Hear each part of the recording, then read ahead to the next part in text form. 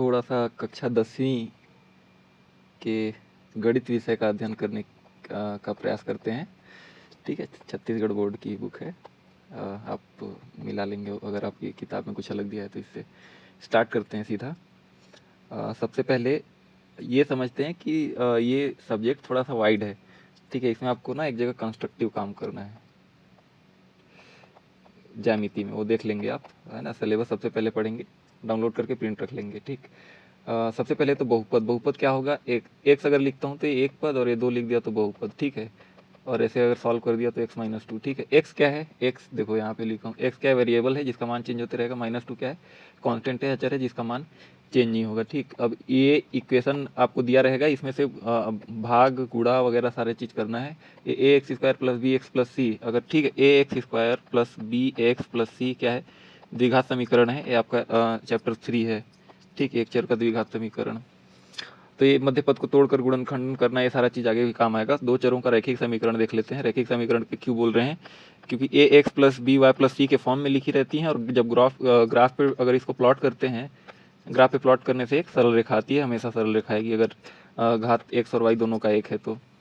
ठीक है, वाई नहीं भी है तो, या फिर एक्स नहीं है या फिर वाई नहीं है, कोई मतलब कि मैं कहना चाह रहा हूँ एक्स इक्वल टू 2 या वाई इक्वल टू 2, दोनों का लाइन क्या आएगा, सरल रेखा ही आएगा। ठीक है, और रेखा नहीं होता है, सरल रेखा होता है। ठीक है, रैखिक समीकरण लिखा हुआ है, सरल रैखिक समीकरण नहीं होता है, लेकिन रेखा सरल रेखा ही होती है गणित में, ये बताने का प्रयास कर रहा हूँ।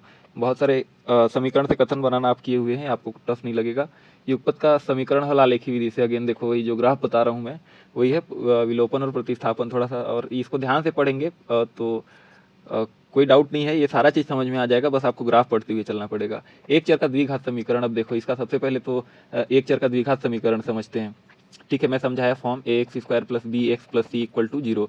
जब तक 0 नहीं लगा है तब तक समीकरण नहीं है ना वो। अगर देखो A X plus B x plus C लिख दूं तो ये समीकरण नहीं है, प्लस माइनस कुछ भी अगर ये लिख दूं तो ये असमीका हो गई, लेकिन 0 लगा है तो ये समीकरण हो गया। ठीक है, अब इसका मूल निकालना रहेगा अल्फा बीटा। ठीक है, कहीं पे दिया होगा अल्फा बीटा या ए भी कुछ भी, हाँ यहाँ पे देखो मूल लिखा है ना, मूल यही है इसका।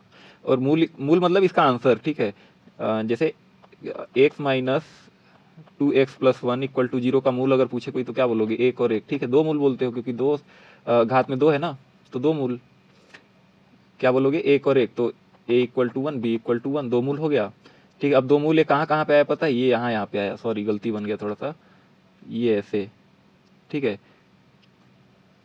फिर गलत बन गया, ये दोनों एक पॉजिटिव है ना, तो अच्छा सॉरी दोनों अरे यार,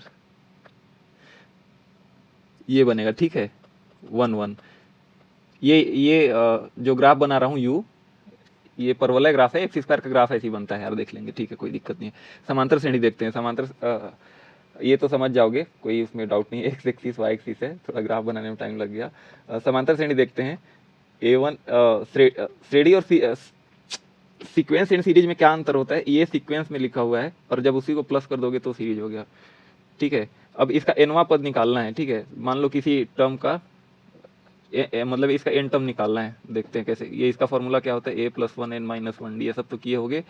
एक नया फॉर्मूला ऐड हो जाएगा, उसका A N equal to a/2 N plus L, L क्या होगा, लास्ट टर्म होगा। ठीक है, एन पदों का योग बोला है तो एनवा पद जो बोलेगा वो लास्ट पद हो जाएगा। ठीक है, अनुपात एवं समानुपात समझ लेते हैं। मान लेते हैं मैं 100 रुपये किसी कंपनी में लगाता हूँ, और मेरा दोस्त मतलब सॉरी 50 रुपये मैं अपनी तरफ से लगाता हूँ, 50 रुपये मेरा दोस्त लगाता है किसी कंपनी। ठीक है, कंपनी में लगाता है, तो हम लोग का शेयर का अनुपात क्या हो गया, एक अनुपात एक हो गया। अब उसी कंपनी में कोई सी और डी भी पैसा लगा रहे हैं, लेकिन ये लोग 100 रुपये लगा रहे हैं, तो उनका भी अनुपात क्या हो गया, एक अनुपात एक हो गया। तो मैं कैसे लिख दूंगा, ए अनुपात बी समानुपात सी अनुपात डी, क्यों, क्योंकि दोनों का अनुपात एक एक है। यही सब करना है, कोई दिक्कत नहीं है, सब कर लेंगे। यही सब है। क्वेश्चन इजी हैं, समझने की जरूरत है बस थोड़ी सी। निर्देशांक ज्यामिति में आ जाओ। निर्देशांक ज्यामिति देखो, ये रेखा का समीकरण लिखा है ना, y equal to M X plus C, और मैं थोड़ी देर पहले बताया कि A X plus B Y plus C equal to 0 का समीकरण क्या आएगा, रैखिक समीकरण आता है ना। ठीक है, ये रेखा बनेगी हमेशा अगर, और ये किसकी है, A X plus B Y plus C equal to 0। ठीक है, अब इसको रेखा के फॉर्म में ये लिखा है रेखा फॉर्म में, y equal to M X plus C. नहीं समझ में आ रहा होगा तो यहाँ से समझ के देख लो, ये दोनों इक्वेशन सिमिलर हैं। ठीक है, दोनों लाइन के इक्वेशन है। क्यों लाइन की इक्वेशन है, क्योंकि ये भी M X Y equal to M X plus C. M क्या है तो एम ए समझ लो यार अभी के लिए, ठीक है, एम ए है थीटा, यही है अभी के लिए क्या। अब उस पर डिटेल में नहीं जाते हैं, डिटेल आगे करेंगे, 5 मिनट की क्लास है, बस आलेख समझते हैं। आलेख वही ग्राफ ड्रॉ करना, आलेख कोई दिक्कत नहीं, उसमें समझ लेंगे। बैंकिंग एवं कराधान समझेंगे, कर क्यों लगता है, क्या होता है कर, बैंक क्या है, क्यों बैंक काम करते हैं वो सब। सावधि जमा खाता होता है, टाइम बाउंडेड होता है, ब्याज मतलब ठीक है, ब्याज कैलकुलेट कर लेंगे, ठीक है। ब्याज को इंटरेस्ट बोलते हैं ना, सिंपल नहीं बोलते हैं, ये प्रिंसिपल गलत लिख दिया हूँ मैं। इनकम टैक्स की गणना करना है, ठीक है, अध्याय 8 है ये। अध्याय 9 में चलते हैं, ठीक है। अध्याय 9 में देखो त्रिकोणमिति एवं सर्वसमीकरण। अब त्रिकोणमिति कैसे आया, तो त्रिकोणमिति कैसे आता है मैथ्स में हमेशा, ये राइट एंगल ट्रायंगल से आता है, ठीक है।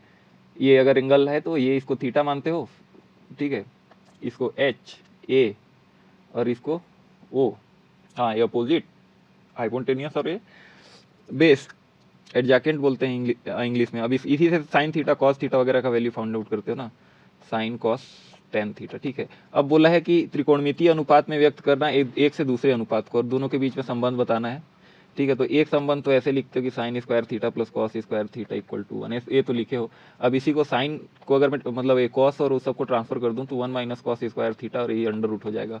यही संबंध होता है, यही सब बताना है। ऊंचाई और दूरी समझ लो।